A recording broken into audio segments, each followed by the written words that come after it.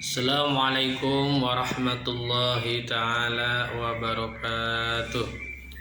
Bismillahirrahmanirrahim. Alhamdulillahi rabbil alamin. Wabihi nasta'inu ala umuri dunya waddin. Wa sallallahu wasallam ala sayyidina Muhammadin khatamin nabiyyin wa ala alihi wa sahbihi ajma'in. Wa la hawla wa la quwwata illa billahil aliyyil azim. Wa ba'du. Para sahabat semuanya, kaum muslimin wal muslimah dimanapun berada, alhamdulillah wa syukru ala ni'amillah.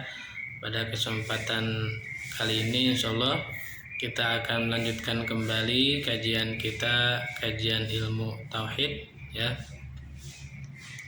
Semoga kita semua senantiasa diberikan keistiqomahan dan kemudahan di dalam belajar, amin ya Allah ya rabbal alamin. Baik sahabat semuanya ya, kita melanjutkan kembali kajiannya, yaitu mengenai sifat wajib di haknya Allah ya. Nah yang sekarang bagiannya yaitu kita jelaskan sifat yang ke-8 ya, yaitu sifat irodah ya, sifat irodah, sifat yang ke-8 atau sifat yang kedua daripada sifat ma'ani. Irodah ini ya secara bahasa artinya berkehendak ya. Irodah ini artinya berkehendak. Baik, kita baca dulu ya teksnya.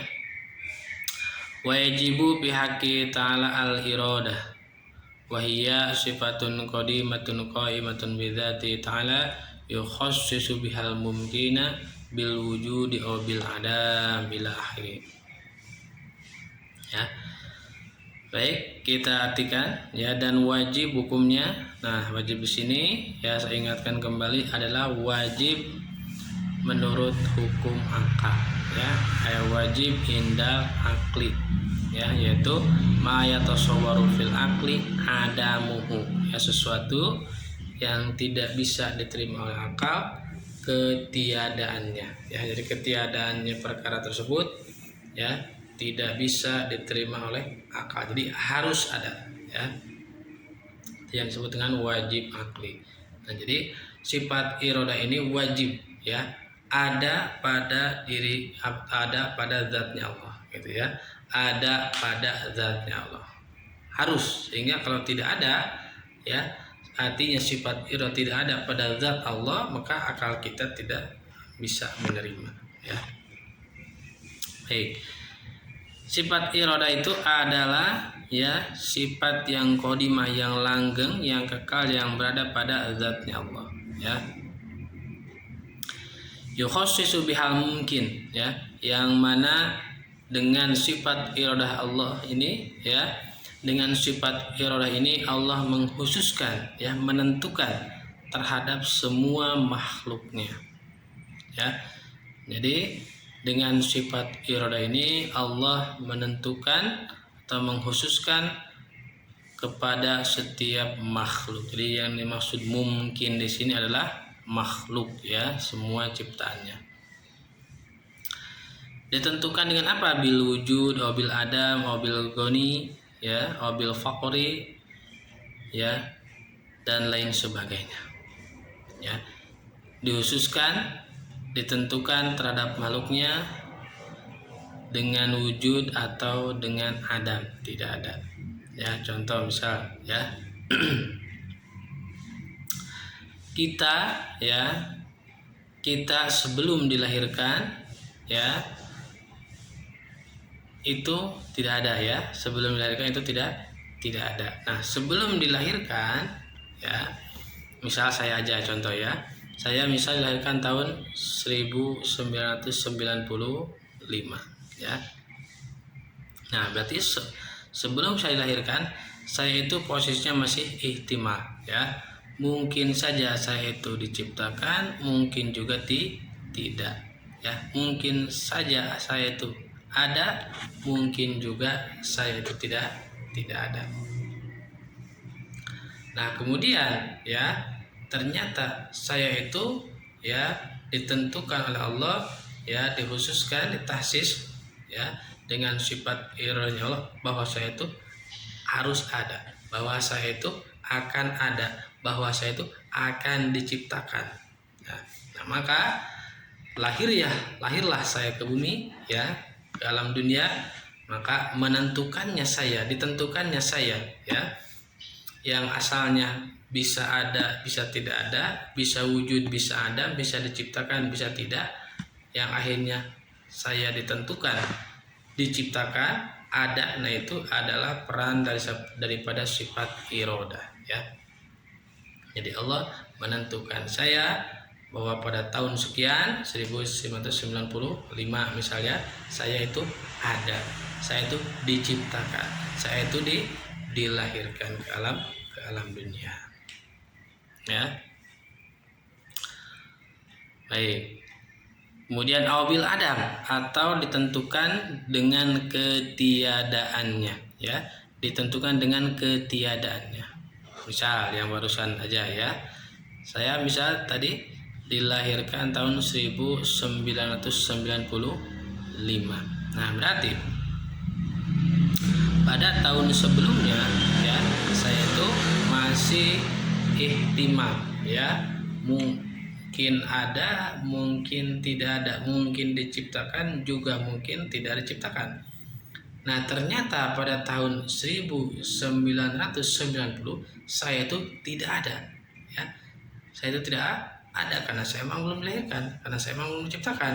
Nah, tidak adanya saya pada tahun itu, ya, itu juga merupakan peran daripada sifat irodah, yaitu saya ditahsis, ditentukan dengan ketiadaan, yaitu Adam, karena belum diciptakan, gitu, ya.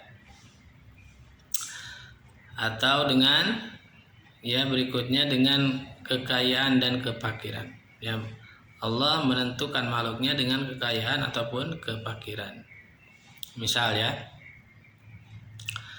misal pada saat ini, ya, kita itu ada seorang yang kaya raya, ya, amin, ya, kaya harta, kaya hati, ya. Pada saat ini kita ada seorang yang kaya raya. Nah, pada saat sebelumnya, ya, pada masa-masa sebelumnya, pada tahun-tahun sebelumnya, ya, atau bahkan sebelum kita dilahirkan, kita itu, ya, masih ihtimal, ya, masih apa namanya, masih memungkinkan, ya, bisa saja kita itu, ya, pada saat ini, ya, menjadi orang yang kaya ataupun yang fakir, ya. Kemudian, ya, ternyata pada saat ini, ya, kita itu adalah menjadi seorang yang kaya raya, ya. Maka menentukannya, ya, Allah pada kita semua, ya, pada saat ini menjadi seorang yang kaya raya, maka itu juga adalah peran daripada sifat irodah, ya, ditentukan dengan kekayaan. Bil fakri, atau dengan kefakiran, ya. Misal pada saat ini kita adalah seorang yang fakir, ya, yang miskin harta. Nah, maka pada saat sebelumnya, ya, pada tahun atau bahkan sebelum kita dilahirkan, ya, karena memang sejatinya, ya, dari semenjak kita masih dalam kandungan, ya, ketika berusia 4 bulan dalam kandungan, ketika ditiupkan ruh, ya, masa 4 bulan dalam kandungan, ya, ketika ditiupkan ruh, maka, ya, itu sudah dituliskan, ya, sudah ditentukan, ya, kita itu apa namanya, ajalnya, ya, jodohnya, rezekinya, bahagia atau celakanya, ya, miskin atau fakir sudah ditentukan, ya. Nah, misalkan, ya, pada saat ini kita adalah seorang yang fakir atau miskin harta. Nah, maka menentukannya Allah, ya, kita pada saat ini menjadi seorang yang fakir. Nah, itu juga sama apa namanya, peranan dari sifat irodah, ya. Abil ilmi, abil jahli, atau dengan ilmu atau bodoh, tidak tahu, ya. Misal pada saat ini kita adalah seorang yang alim, ya, amin, seorang yang berilmu, ya ilmu agama atau ilmu yang lainnya, seorang yang alim. Nah, pada saat sebelumnya, ya pada tahun-tahun sebelumnya, ya kita itu kan masih ihtimal, ya masih memungkinkan, mungkin saja kita itu menjadi seorang yang alim atau bukan. Nah, ternyata kita pada saat ini menjadi seorang yang alim. Nah, menentukannya kita, ya yang tadinya ihtimal bisa alim bisa jahil, ya kemudian kita ternyata menjadi seorang yang alim. Nah, itu menentukannya, itu tahsisnya, itu kita menjadi seorang yang alim itu juga termasuk daripada peran sifat irodah, ya habil jahli atau dengan bodoh. Misal pada saat ini kita orang yang jahil, orang yang tidak tahu ya tentang ilmu agama atau ilmu yang lainnya, ya.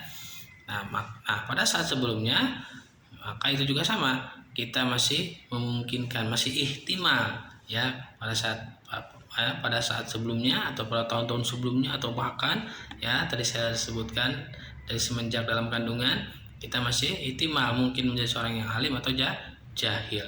Dan ternyata misal pada saat ini kita orang yang jahil, ya tidak tahu tentang hukum agama, maka itu juga termasuk peranan daripada sifat irodah. Ila ghairi dzalik dan lain sebagainya, banyak ya. Seperti misal ya, kita atau saya aja ya, saya misalkan dilahirkan di Sukabumi, ya. Saya asli orang Sukabumi. Nah, sebelum saya dilahirkan, saya itu masih ihtimal, masih memungkinkan ya, mungkin saja saya dilahirkan di kota Bogor, memungkinkan saya dilahirkan di kota Cianjur, kota Bandung dan kota-kota yang lainnya. Nah, itu masih ihtimal ya. Nah, kemudian saya ditentukan bahwa saya akan lahir di kota Sukabumi. Nah, itu juga sama, termasuk peranan daripada sifat irodah. Ya, atau waktu juga sama ya. Tadi saya contohkan lahir pada tahun 1995. Nah, sebelum saya dilahirkan pada tahun tersebut, saya masih ihtimal, ya masih memungkinkan. Mungkin saja saya dilahirkan tahun 1995, mungkin juga dilahirkan tahun 1993 misalnya. Nah, masih ihtimal, masih ada kemungkinan di waktu yang lain. Nah, ternyata saya dilahirkan pada waktu 1995. Nah, itu juga ditentukan dalam segi waktu, itu juga termasuk peranan daripada sifat irodah, ya, atau dan lain sebagainya ya, banyak ya, tinggal dikembangkan saja ya. Artinya ya Allah melalui sifat irodah ini Allah mentakhsis, menentukan kepada setiap makhluknya, begitu ya. Baik.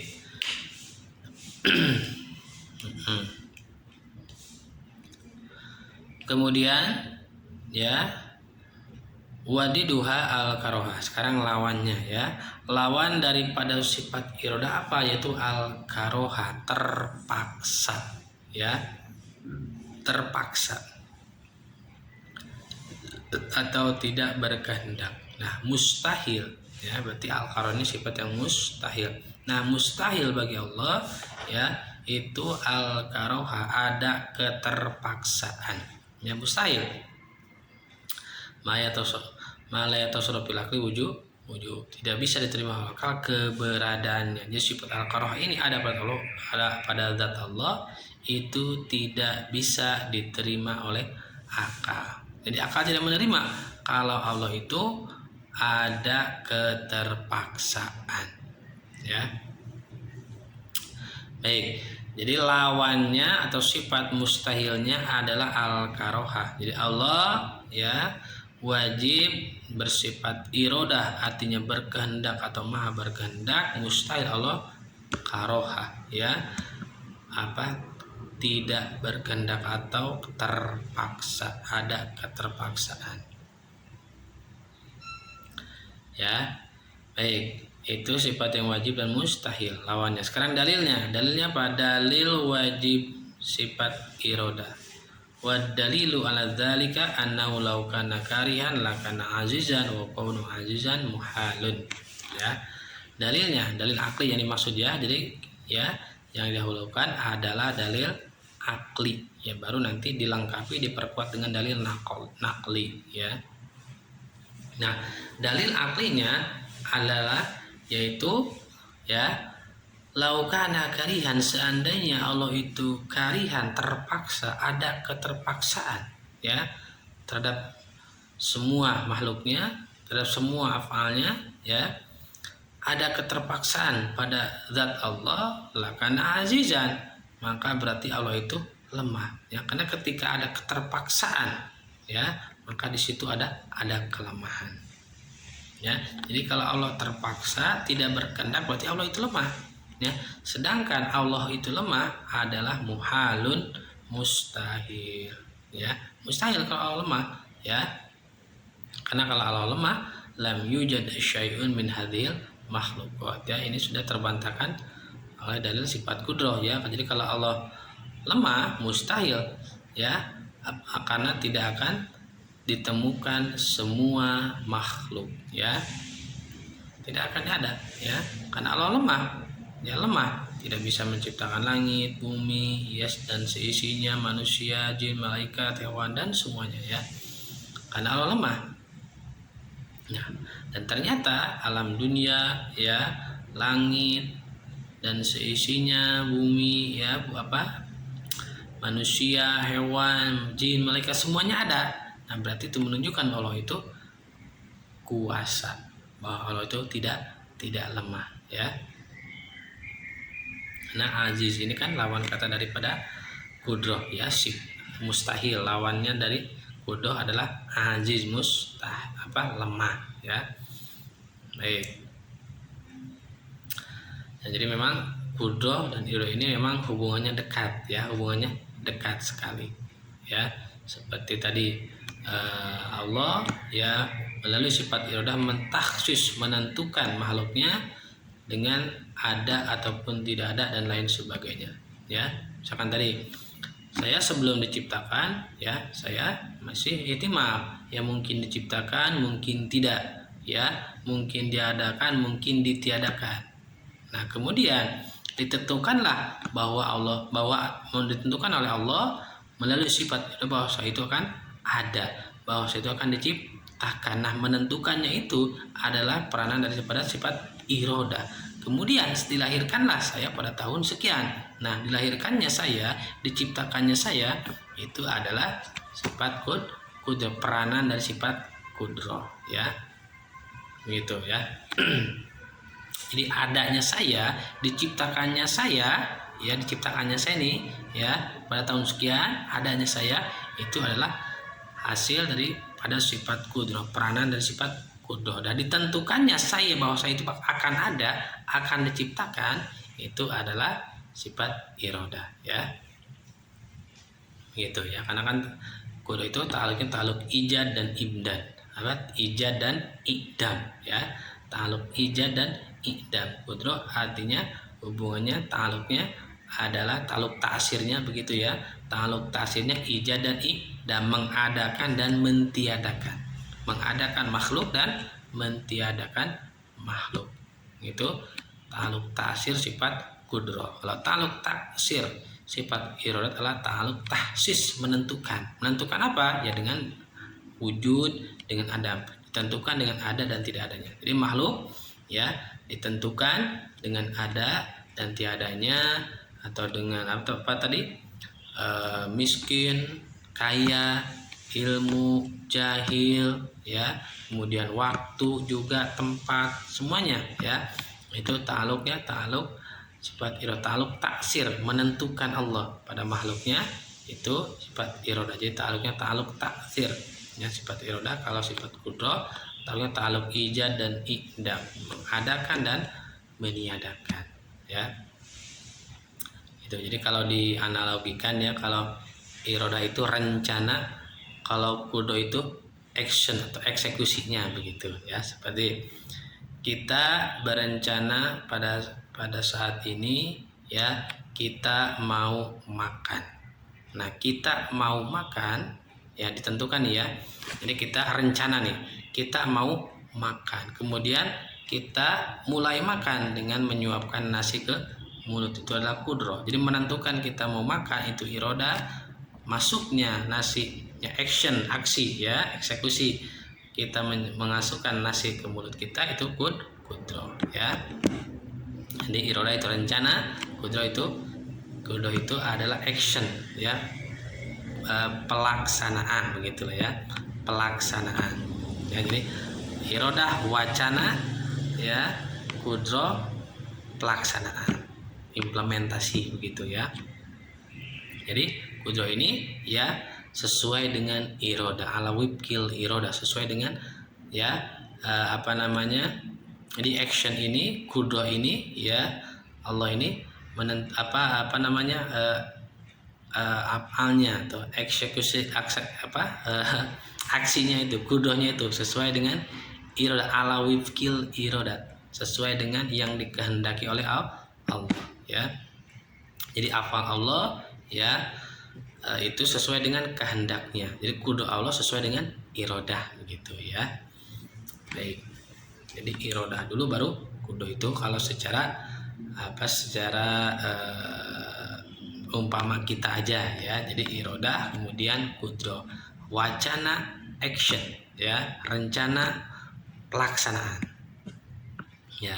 Tapi di haknya Allah itu tidak ada yang lebih dulu, tidak ada yang akhir, semuanya kodim. Sebagaimana yang disampaikan sifat Allah semuanya kodim. Jadi kudro, iroda, ilmu, hayat semuanya sama, semuanya kodim, statusnya sama, tidak ada yang lebih dulu, tidak ada yang akhir, tidak ada yang belakangan, semuanya sama kodim. Baik begitu ya. Jadi dalil daripada sifat iroda tadi apa? Wa dalil ala dzalik annahu law kana karihan lakana azizan ya. Jadi kalau seandainya Allah itu karihan, dia ada keterpaksaan, berarti Allah lemah. Karena ketika ada keterpaksaan berarti di situ ada kelemahan. Dan ketika Allah lemah itu muhalun mustahil Allah lemah. Karena kalau Allah lemah maka tidak akan ada semua makhluk ya. Baik, itu ya sudah kita bahas mengenai sifat iroda ya, dan juga sifat lawannya, sifat mustahil, dan juga dalilnya ya. Itu dalilnya dalil nakli. Sekarang dalil naklinya ya. Dalil naklinya sifat iroda yaitu terdapat pada surat Hud ya, Al-Quran surat Hud ayat 107 ya. Bismillahirrahmanirrahim. Khalidina fiha ma damatis samawati wal ardu illa ma syaa rabbuk inna rabbaka fa'alul lima yurid ya. Itu dalil nakli sifat iroda surat Hud ayat 107 ya. Baik, berikutnya ada tambahan ya, yaitu penjelasan daripada sifat iroda ya, yang mana sifat iroda ini tadi artinya adalah berkehendak. Iroda itu berkehendak. Nah, hubungan sifat iroda ini ya dengan segala sesuatu yang terjadi atau tidaknya pada makhluk ya, itu ada 4 ya, ada 4 bagian. Yang pertama yaitu ada kalanya Allah itu menghendaki, memerintah, dan meridhoi ya. Jadi bagian yang pertama atau gambaran yang pertama yaitu ada kalanya Allah itu menghendaki, memerintah, dan meridhoi, seperti imannya sahabat Abu Bakar As-Siddiq ya. Iman kepada siapa? Kepada Allah dan Rasul ya. Jadi imannya sahabat Abu Bakar ya itu dikehendaki oleh Allah, diperintah, dan juga diridhoi ya. Jadi tiga-tiganya ada tiga poin ya, dikehendaki, diperintah ya, dan diridhoi. Dikehendaki ya karena memang sahabat Abu Bakar adalah seorang yang iman ya, seorang yang mukmin ya, bahkan keimanannya sungguh kuat ya, dan beliau adalah termasuk khulafaur rasyidin, khalifah yang pertama, pengganti Rasulullah yang pertama, ya. Ya, dan juga ya diperintah karena beliau Abu Bakar termasuk umat dakwah, artinya hidup pada zaman Nabi atau sampainya dakwah, dan juga diridhoi. Ya, karena otomatis kalau diperintah pasti diridhoi. Ya. Baik, ya, jadi bagian yang pertama ada kalanya Allah itu menghendaki, memerintah dan meridhoi, ya, seperti imannya sahabat Abu Bakar. Kemudian yang kedua,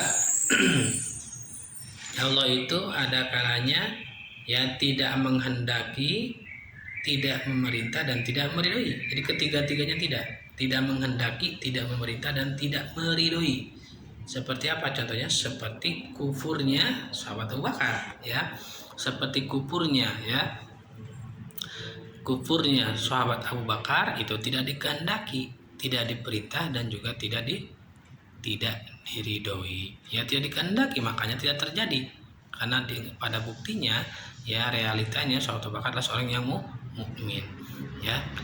Dan kekufurannya tidak terjadi karena memang tidak dikehendaki terjadi, dan juga tidak diperintah, ya, tidak diperintah untuk kufur karena perintahnya yaitu untuk iman. Bagaimana tadi disampaikan bahwa Abu Bakar termasuk umat dakwah, artinya hidup pada zaman Nabi, dakwah Islam masuk, ya, sampai, dan juga tidak diridhoi karena memang diridhoinya yaitu sahabat Abu Bakar menjadi seorang yang mukmin, ya, iman. Baik, jadi gambaran yang kedua, Allah tidak menghendaki, tidak memerintah dan tidak meridhoi, seperti kufurnya sahabat Abu Bakar. Baik, kemudian bagian yang ketiga, ya, jadi yang ketiga nih, ada kalanya Allah itu menghendaki, ya, menghendaki tapi tidak memerintah dan tidak meridhoi, ya, menghendaki tapi tidak memerintah dan meridhoi. Seperti apa contohnya? Ya, contohnya seperti kufurnya Fir'aun, ya, kufurnya Fir'aun, ya, kafirnya Fir'aun ini dikehendaki oleh Allah tapi tidak diperintah dan juga tidak diridhoi, ya, tidak diperintah dan tidak diridhoi tapi dikehendaki, ya, karena segala sesuatu yang terjadi, ya, ataupun tidak tadi, ya, itu tidak akan terlepas daripada sifat irodahnya Allah, ya. Baik, ya, jadi kufurnya Fir'aun ini memang dikehendaki Allah, ya, dikehendaki Allah karena Allah menghendaki, ya, menentukan bahwa si Fir'aun ini adalah seorang yang kufur, ya, tapi itu tidak diperintah dan juga tidak diridhoi. Kenapa? Ya, karena memang perintahnya, ya, si Fir'aun ini diperintahkan untuk beriman karena dia gitu, ya, ya, karena si Fir'aun ini, ya, dia termasuk umat dakwah juga karena hidup pada zaman Nabi Musa, dakwah Islam sampai, ya, berarti dia diperintah, ya, termasuk mukallaf, ya, bagaimana saya sampaikan pada pertemuan sebelumnya, ya, di antara surutut taklif, ya, adalah bulugu dakwah, sampainya dakwah Islam gitu, ya. Nah, jadi perintahnya itu si Fir'aun ini tetap, ya, dia diperintah untuk beriman, ya. Oke. Nah, tapi ternyata dia tidak beriman, kufur dia, ya. Maka kufurnya si Fir'aun ini itu dikehendaki oleh Allah tapi tidak diperintah dan juga tidak diridhoi. Karena otomatis kalau tidak diperintah pasti tidak diridhoi. Begitu, ya. Begitupun sebaliknya, kalau diperintah pasti diridhoi, ya. Baik, ya. Saya ulangi. Itu bagian yang ketiga, ya. Itu bagian yang ketiga, ya, ada kalanya Allah menghendaki tapi tidak memerintah dan meridhoi seperti kufurnya Fir'aun. Ya, satu lagi. Yang terakhir, yang keempat, yaitu ada kalanya Allah itu memerintah, meridhoi tapi tidak menghendaki, ya, memerintah, meridhoi tapi tidak menghendaki. Seperti apa contohnya? Seperti imannya si Fir'aun tadi, ya. Jadi imannya si Fir'aun, iman kepada Allah, kepada Nabi Musa, ya, imannya si Fir'aun ini diperintah, ya, karena memang tadi termasuk umat dakwah, ya, diperintah dan juga diridhoi, ya. Jadi imannya si Fir'aun ini itu diperintah dan juga diridhoi, tapi tidak dikehendaki, karena buktinya si Fir'aun ini adalah kufur, ya. Ya, jadi tidak dikehendaki, ya, tidak dikehendaki iman, makanya si si Firaun ini kufur, ya. Ini bagian yang keempat, ada kalanya Allah itu, ya,